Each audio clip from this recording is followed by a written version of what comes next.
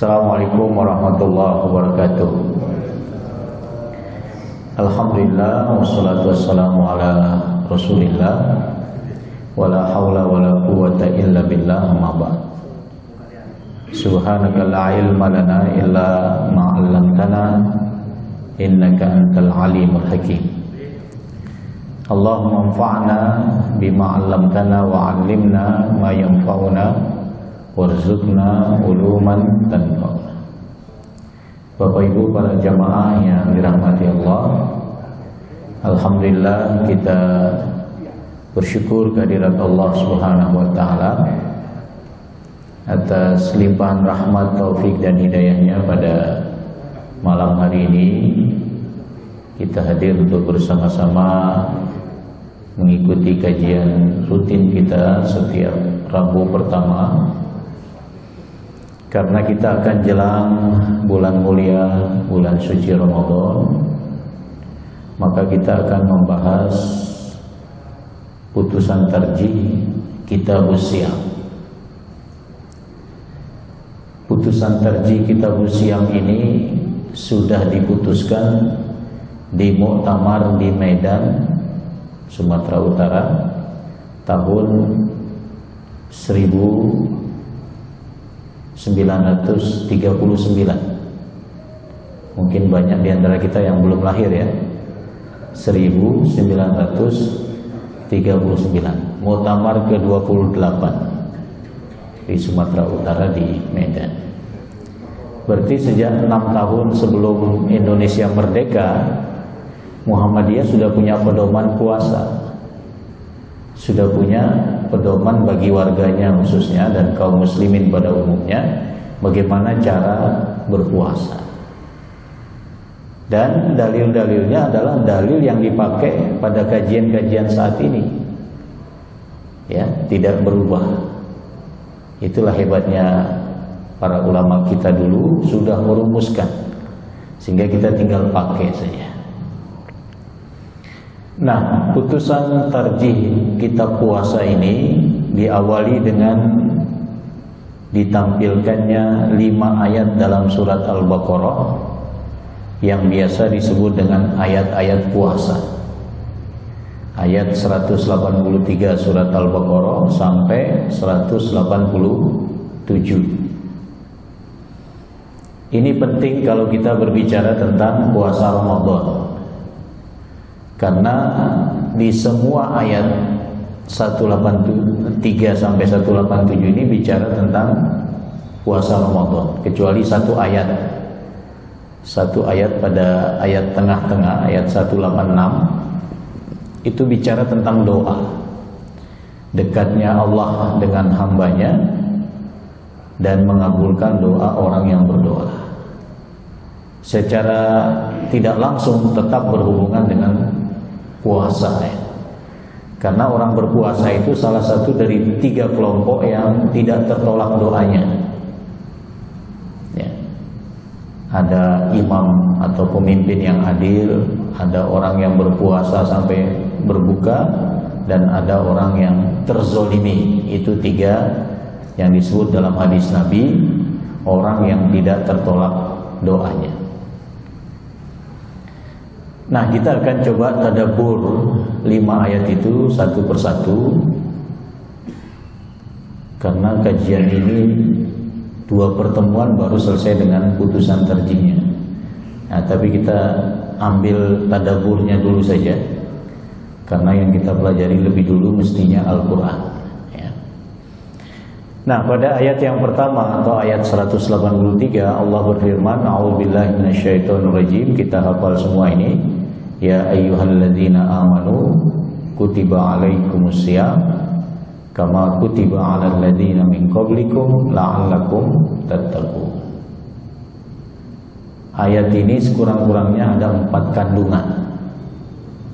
Yang pertama kalimat ya ayyuhalladzina amanu, hai orang-orang yang beriman.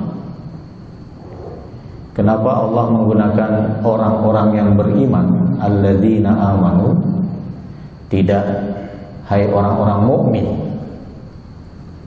Apa beda orang-orang beriman dengan orang-orang mukmin? Beda ya. Beda dari segi kualitas keimanan. Sama dengan kita mengatakan orang-orang yang membaca Quran dengan qori. Apa bedanya? Orang-orang yang membaca Quran dengan qori. Kalau qori kan bacaan Qurannya sudah jelas ya, makhrajnya, tajwidnya sudah ideal lah. Tapi kalau orang yang baca Quran semua bisa membaca Quran, artinya yang masih terbata-bata pun disebut membaca Quran. Apa artinya ya ayyuhallazina amanu, tidak ya ayyuhal mu'min?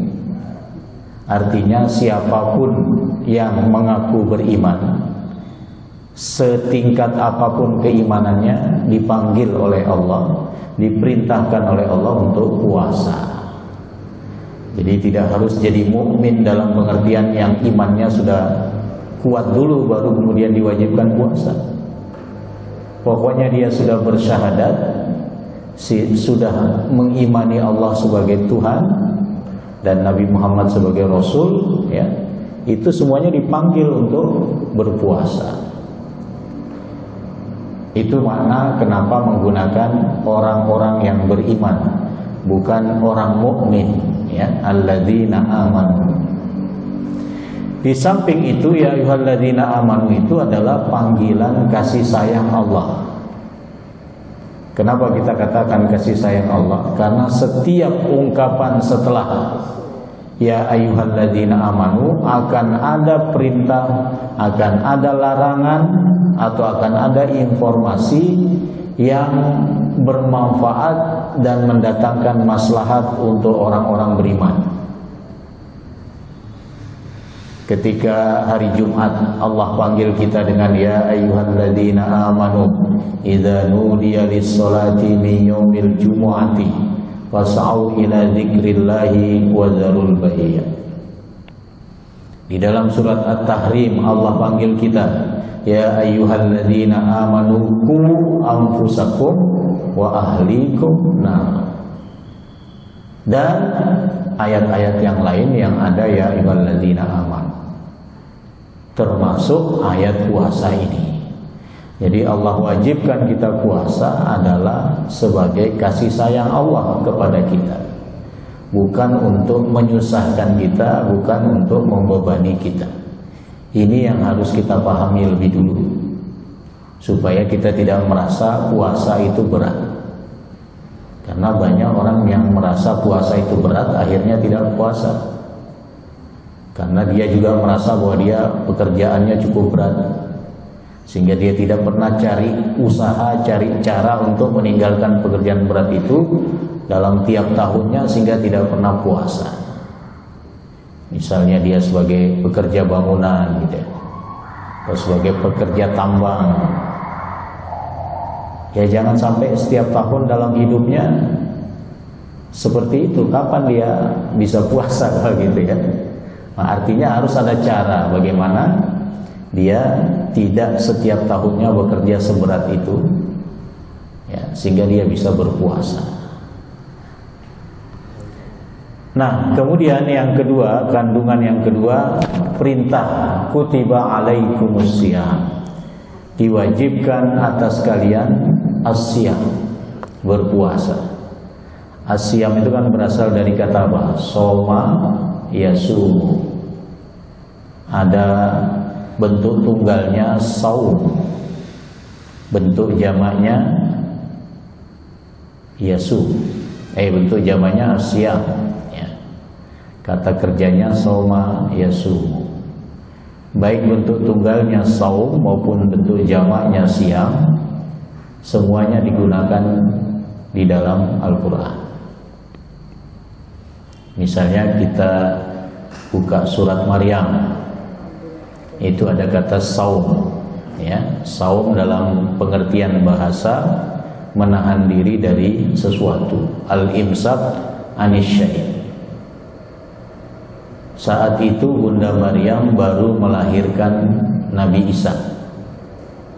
Allah perintahkan Bunda Maryam ini untuk bernazar puasa.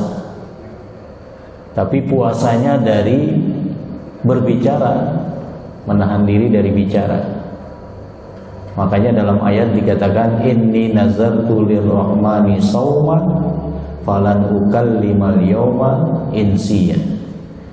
Aku bernazar karena Tuhanku yang Maha Rahman, yaitu aku hari ini puasa. Puasa dalam pengertian tidak akan bicara pada siapapun. Karena bisa jadi Bunda Maryam akan merasa tertekan dengan pertanyaan-pertanyaan dari orang-orang Yahudi. Ini siapa sih bapaknya, kok bisa melahirkan tanpa suami dan lain sebagainya.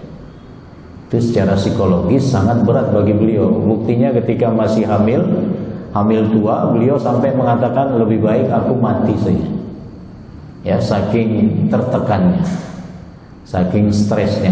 Tapi karena Allah Maha Pelindung dan itu adalah takdir Allah, Allah tetap memberikan perlindungan kepada hambanya yang mulia ini, sehingga melahirkan dalam keadaan selamat. Kemudian diperintahkan untuk bernazar, berpuasa, untuk tidak bicara.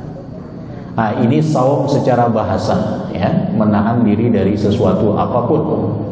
Orang tidak mau keluar rumah, dia menahan diri dalam rumah, ya dia puasa. Puasa tidak keluar rumah, dan seterusnya. Nah, makna bahasa ini tampaknya sesuai dengan makna syariatnya, yaitu menahan diri dari makan, minum, hubungan suami istri, dan hal-hal lain yang membatalkan puasa sejak terbitnya fajar sampai terbenamnya matahari, dengan niat karena Allah Subhanahu wa ta'ala. Ini definisi siam atau saum, puasa. Nah, kapan puasa ini diwajibkan? Dalam penjelasan para ulama, puasa wajib itu diwajibkan secara bertahap. Yang pertama yang diwajibkan yaitu puasa Asyura. Apa itu puasa Asyura? Puasa tanggal berapa? 10 Muharram. Ketika Nabi hijrah ke Madinah melihat orang Yahudi puasa, Nabi tanya, ini kalian puasa apa ini? Kami puasa karena memperingati diselamatkannya Nabi Musa oleh Allah dari kejaran Fir'aun. Karena itu kami puasa sebagai syukur, mengikuti Nabi Musa yang juga puasa. Kata Rasulullah, kami lebih berhak terhadap Nabi Musa daripada kalian. Kenapa Nabi mengatakan begitu? Karena orang Yahudi ini tidak sepenuhnya mengambil syariat Nabi Musa. Sebagian diambil, sebagian ditinggalkan. Sementara kaum muslimin menyempurnakan dari ajaran yang dibawa oleh Nabi Musa dan mempercayai, mengimani adanya Taurat yang pernah diterima oleh Nabi Musa. Sehingga diwajibkanlah oleh Rasulullah sahabat itu berpuasa Asyura. Nah, ini tahapan pertama. Tahapan kedua, diwajibkan puasa Ramadan dengan turunnya ayat ini tadi, kutiba alaikumusiyam. Jadi puasa ini tidak langsung, ya, ada tahapan, 3 tahapan tadi. Puasa Asyura, kemudian puasa Ramadan tapi boleh memilih puasa atau bayar fidyah, kemudian baru tahapan ketiga, puasa Ramadan tanpa kebolehan memilih. Nah, puasa ini diwajibkan di tahun kedua Hijriah. Nabi hanya mengalami 9 kali puasa Ramadan, karena beliau di Madinah itu hanya 10 tahun. Setelah itu beliau wafat, ya. Nah, kemudian yang ketiga, kandungan ayat ini yang ketiga adalah kama kutiba alal ladzina min qablikum. Ulama berbeda pendapat apa makna sebagaimana di sini. Ada yang berpendapat minim, yaitu bahwa puasa sudah pernah diwajibkan, tapi bagaimana bentuk puasanya tidak sama dengan puasa umat muslim sekarang. Jadi yang sama itu kewajiban puasanya, bukan bentuk dan model puasanya. Ada juga yang berpendapat sama bentuk dan model puasanya yang diwajibkan itu, yaitu puasa Ramadan. Tapi kemudian mereka menggeser harinya, menggeser waktunya, menambah menjadi 40 hari, menambah menjadi 50 hari. Sehingga mereka kemudian merubah syariat Ramadan. Nah, terlepas dari perbedaan itu, sudah tentu antara puasa kita dengan puasa umat terdahulu, Allah sama-sama mewajibkan. Di dalam tafsirnya Ibnu Asyur mengatakan, adanya ungkapan bahwa Allah telah mewajibkan umat terdahulu untuk menunjukkan bahwa puasa itu tidak berat. Kenapa? Karena sudah pernah diwajibkan kepada umat terdahulu. Itu salah satu makna kenapa ada ungkapan sebagaimana yang telah diwajibkan kepada umat sebelum kalian, untuk menunjukkan bahwa puasa itu tidak susah, tidak berat, bukan jadi beban, karena umat terdahulu juga pernah Allah wajibkan puasa. Nah, lantas apa bedanya puasa umat terdahulu dengan puasanya umat Islam? Nabi menyebutkan salah satu perbedaannya itu adalah makan sahur. Ya. Jadi makan sahur itu ternyata spesial umat Islam. Nabi mengatakan, faslu ma baina siyamina wa siyami ahlil kitab aklatus sahar. Beda antara puasa kami dengan puasa umat terdahulu, ahlul kitab, Yahudi, Nasrani, yang juga diwajibkan puasa, adalah makan sahur. Jadi rupanya makan sahur ini walaupun tidak wajib, tapi dia menjadi pembeda, menjadi keistimewaan puasa kita umat Nabi Muhammad yang tidak dimiliki oleh umat terdahulu. Karena itu sampai Nabi mengatakan keberkahan sahur, tasahharu wa inna fis sahuri barokah. Nah, salah satu keberkahannya adalah menyelisihi umat terdahulu dalam puasa, yang mana mereka ketika akan memulai puasa itu tidak ada syariat sahur. Nah, karena itu syariat ini harus kita jaga. Jangan sampai berpuasa tanpa sahur. Bahkan Nabi juga mengatakan fala tada'uhu, jangan kalian tinggalkan sahur itu. Walau ayyatajarra'a ahadukum jur'atan min ma'in, walaupun salah seorang dari kalian hanya meneguk seteguk air, hanya minum air putih nggak apa-apa, itu juga sahur yang berkah. Mungkin dia tanpa layar nggak apa-apa kan, supaya fokusnya ke saya. Kalau pakai layar fokusnya ke layar. Jadi kembali kepada apa yang membedakan puasa kita dengan umat terdahulu, yaitu tadi makan sahur. Sehingga Bapak Ibu sekalian, para jamaah yang dirahmati Allah, jangan sampai tidak makan sahur. Ya, ibu-ibu jangan sampai tidak masak juga, akhirnya tidak makan sahur. Siapkan alarm untuk waktu yang cukup mempersiapkan sahur dan makan sahur.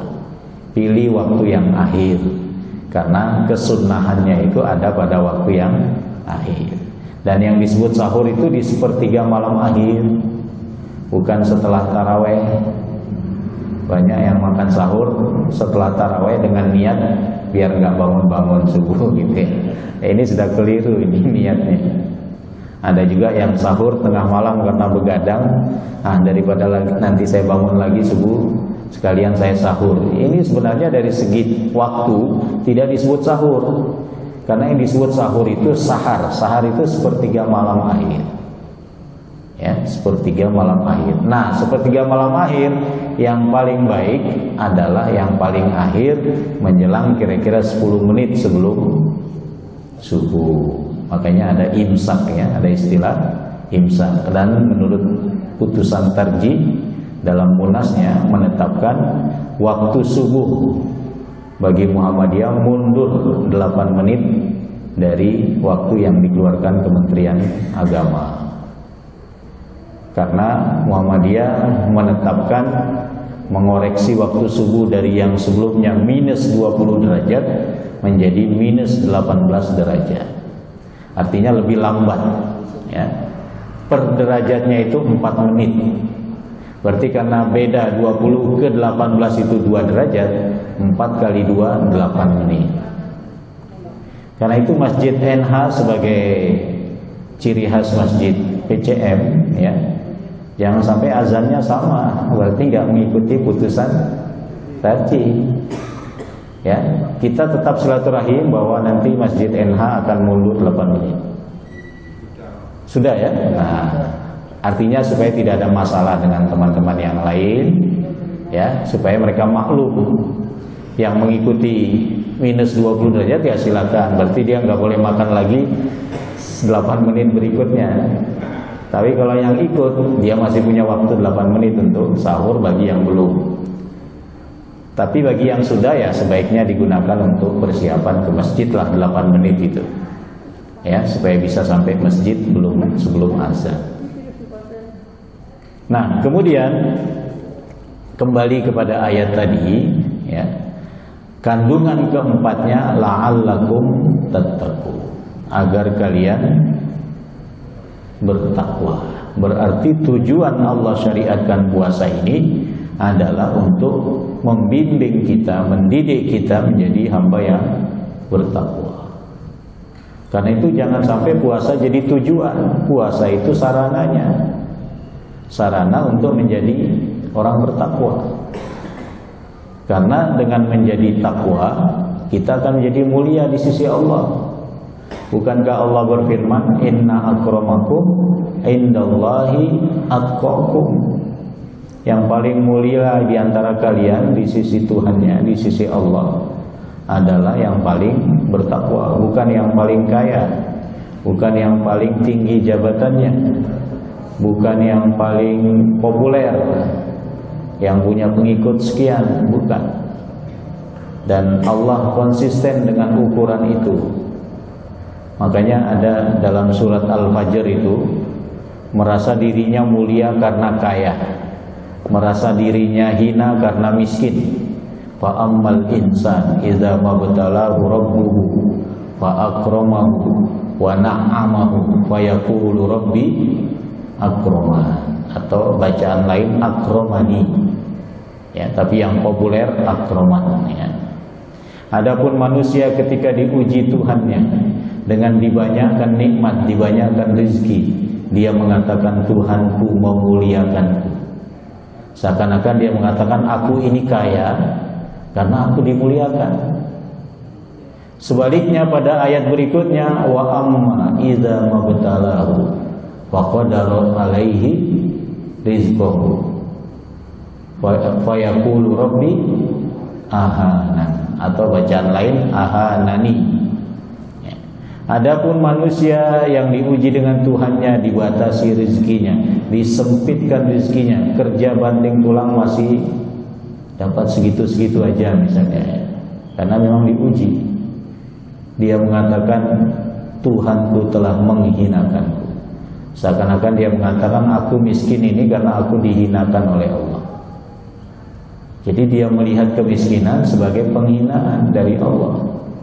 Makanya dibantah pada ayat berikutnya, kalla balla tukrimunal yatim, dan seterusnya. Tidak demikian, kekayaan tidak identik dengan kemuliaan, pun sebaliknya kemiskinan tidak identik dengan kehinaan. Artinya orang kaya bisa mulia di sisi Allah bukan karena kekayaannya, tapi karena takwanya. Begitu pula orang miskin tidak akan menjadi hina kalau dia takwa di hadapan Allah. Dia justru akan menjadi mulia. Jadi tidak ada ukuran agama, ukuran Tuhan menilai seseorang hina itu karena miskinnya, tidak ada. Manusia yang menilai seperti itu. Allah tidak pernah menilai manusia itu hina karena miskin. Dia akan bertakwa, dia akan mulia kalau dia bertakwa. Nah, ini ayat yang pertama. Sekarang kita lanjut pada ayat yang kedua ya. Ayat yang kedua ini berbicara tentang apa? Tentang siapa yang diberi kemudahan untuk tidak puasa. Diawali dengan ayyamam ma'dudah, bahwa puasa itu hanya pada beberapa hari yang sudah ditentukan, tidak lama, 29 atau 30 hari. Lama enggak 29 atau 30 hari? Enggak lama, dibanding setahun itu ada 12 bulan. Yang dipakai untuk puasa itu hanya 1 bulan. 1 bulan pun tidak full, hanya siang hari dari terbit fajar sampai terbenam matahari. Malam tidak puasa.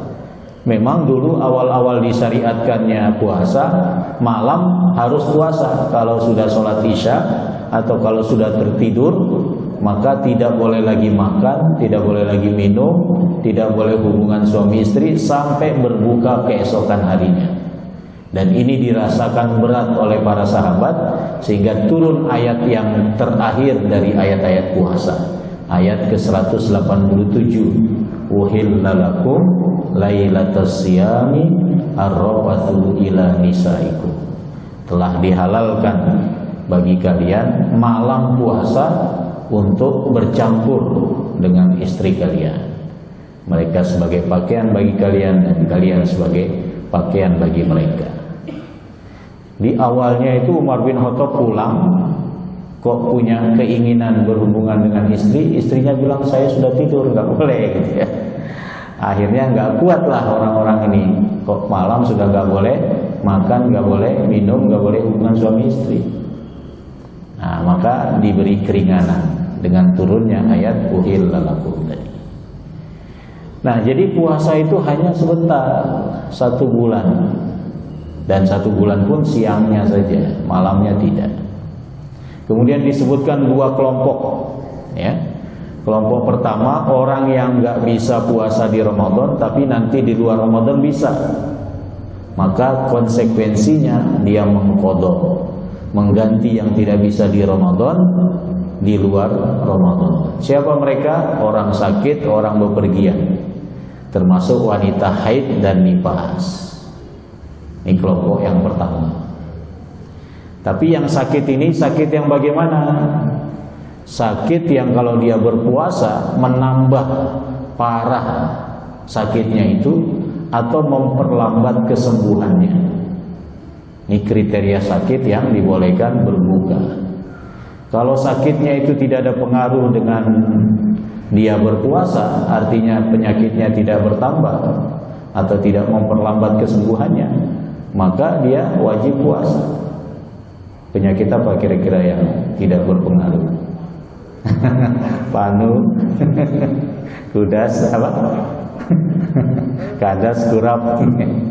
Obati dengan apa itu? Kawanan. Ya, jadi sakitnya harus ada kriteria tadi. Kalau dia puasa tambah parah, kalau dia puasa tambah lama sembuh. Ah, ini boleh berbuka. Bahkan kalau dia puasa tetap puasa, makruh puasanya walaupun sah. Puasanya makruh hukumnya, tapi tetap sah. Dia tidak perlu qadha nanti. Ya. Kenapa? Karena dia diberi rukhsah, tidak mau mengambil rukhsah. Nah, musafir juga demikian. Kalau perjalanannya nggak terlalu menyusahkan, tidak terlalu capek, ya tetap lanjut aja. Nabi berbuka saat suasana itu sangat tidak kuat, padahal mereka pergi untuk berperang itu. Tapi awalnya puasa dulu. Tapi setelah melihat para sahabat kok kelelahan, Nabi contohkan dengan minum di atas onta pakai semacam tempat air itu. Kok masih ada yang melanjutkan puasa sampai Nabi mengatakan ulaikal usad. Wah, mereka durhaka, pendurhaka. Sudah tidak kuat kok masih melanjutkan puasa. Tapi ini khusus Nabi ya. Ada hadis yang mengajarkan kita etika ketika bepergian. Yang puasa tidak boleh mencela yang tidak puasa, pun yang tidak puasa tidak boleh mencela yang tetap puasa dalam bepergian itu. Ya, artinya pilihanlah kalau bepergian itu. Kalau dirasa tidak terlalu berat ya lanjut aja puasanya. Jadi kalau dirasa berat, ambil rukhsahnya. Allah senang kalau rukhsahnya diambil. Nah, kelompok kedua, kelompok yang tidak kuat puasa, tidak kuat juga mengganti di luar Ramadan. Menurut Tarji ada 3 kelompok, tiga bentuk orang. Orang tua, ya, yang usianya sudah sepuh, orang yang sakitnya tidak kunjung sembuh, hanya tergeletak di kasur terus, ya, baik di Ramadan maupun di luar Ramadan, dan wanita hamil dan menyusui. Ya, jadi pendapat tarjih tentang wanita hamil dan menyusui itu memilih membayar fidyah.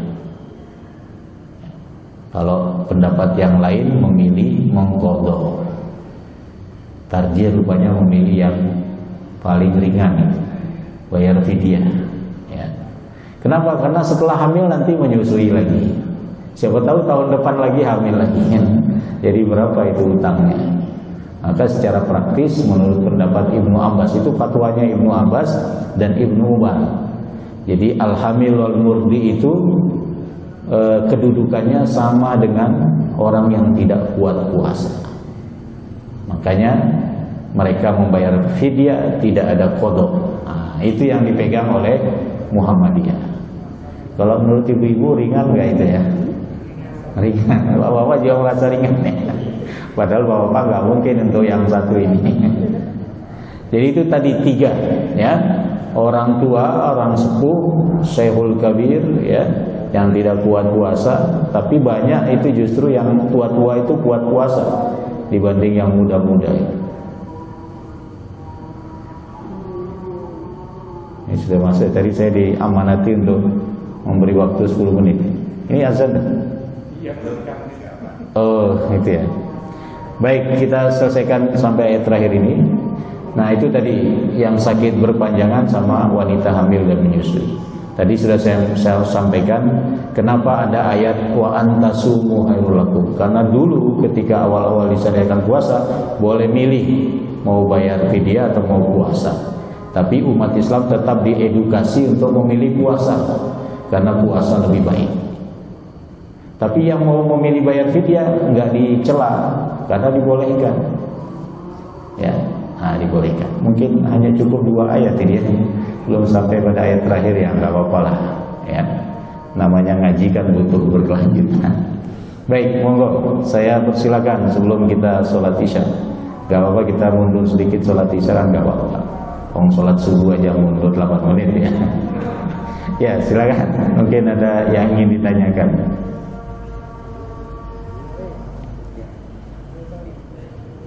Ya, silakan Pak.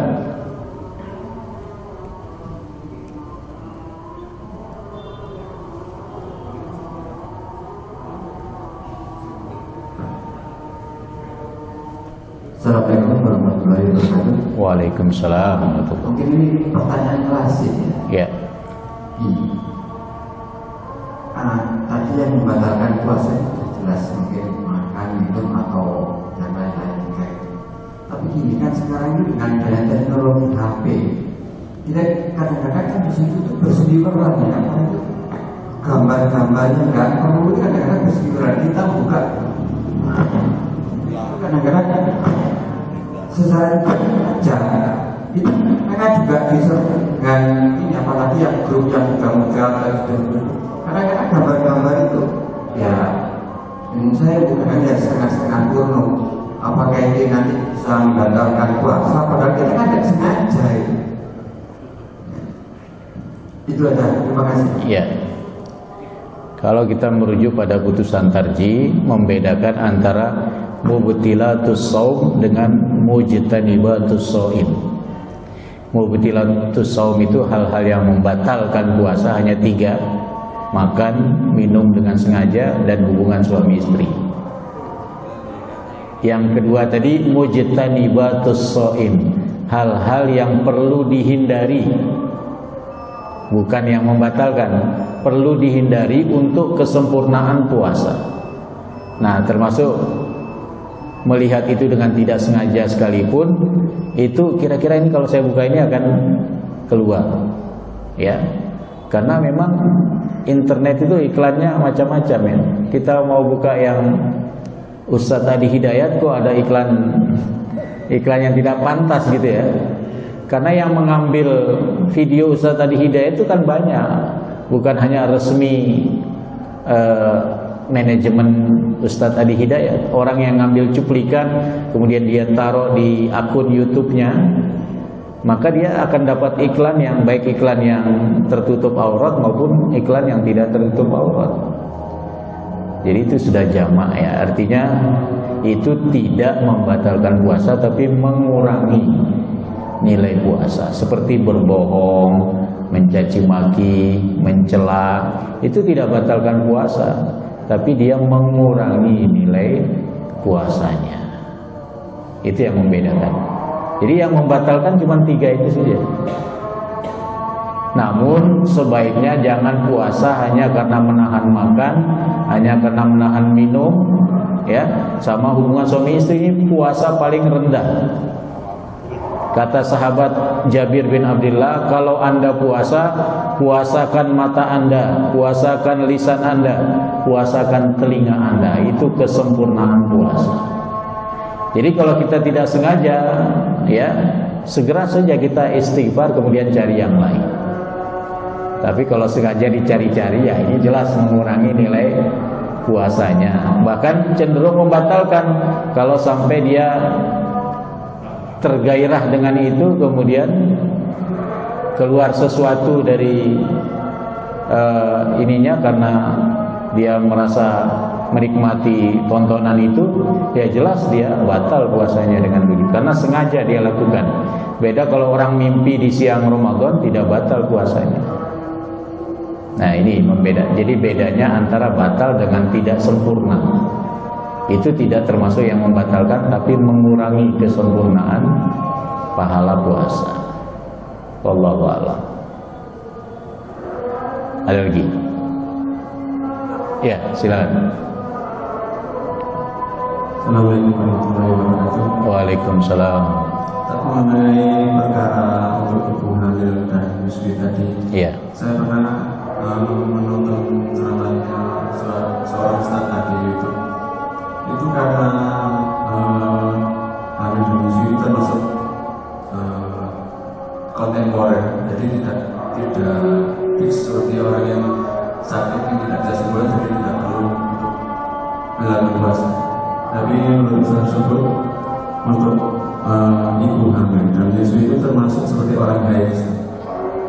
Jadi prinsipnya jadi kontemporer, jadi tetap ada kewajiban untuk mengkonsumsi. Bagaimana menurut Ustaz? Iya. Jadi yang saya sampaikan tadi itu adalah pendapat tarjih. Ada 3 pendapat tentang wanita hamil dan menyusui ya. 1 mengqadha.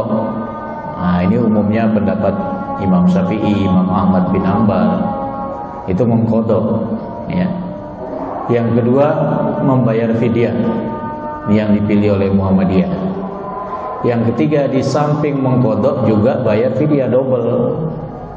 Nah, mana dari 3 pendapat ini yang mau dipilih ya silakan. Masing-masing punya alasan. Kalau mengqadha, coba bayangkan, sekarang dia hamil.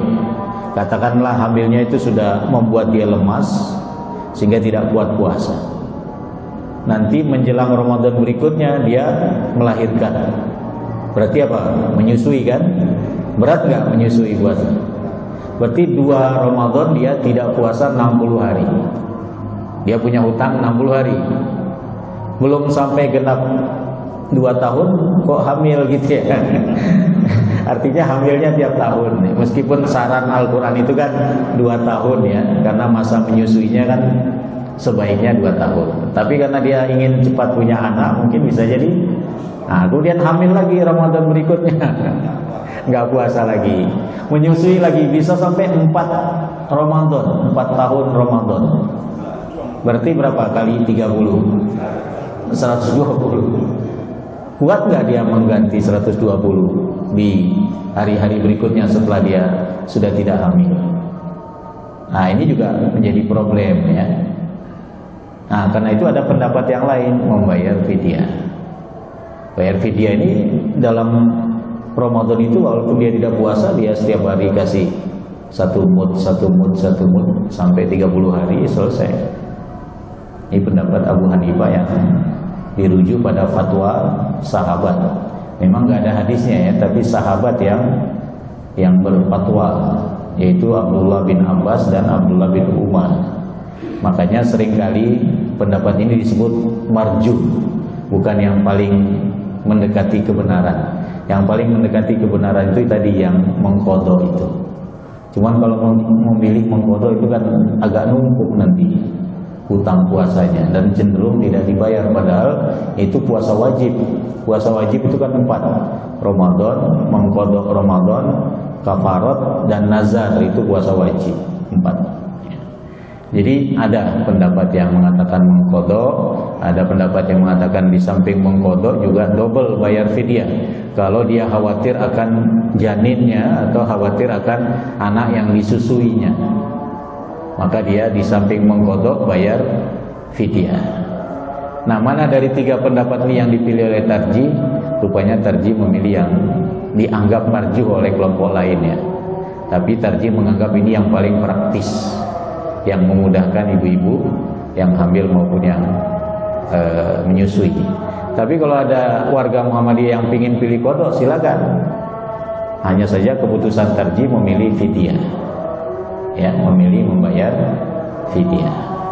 Kira-kira begitu. Allahu a'lam. Ada lagi? Cukup ya? Baik, kita tidak bisa sampai selesai semua ayat dan belum masuk pada putusan tarjihnya, tapi tidak mengapa ya. Insyaallah saya punya jadwal tarawih di sini. Mungkin kita lanjutkan nanti pada jadwal tarawih saja. Terima kasih, mohon maaf atas segala kekurangannya. Assalamualaikum warahmatullahi wabarakatuh.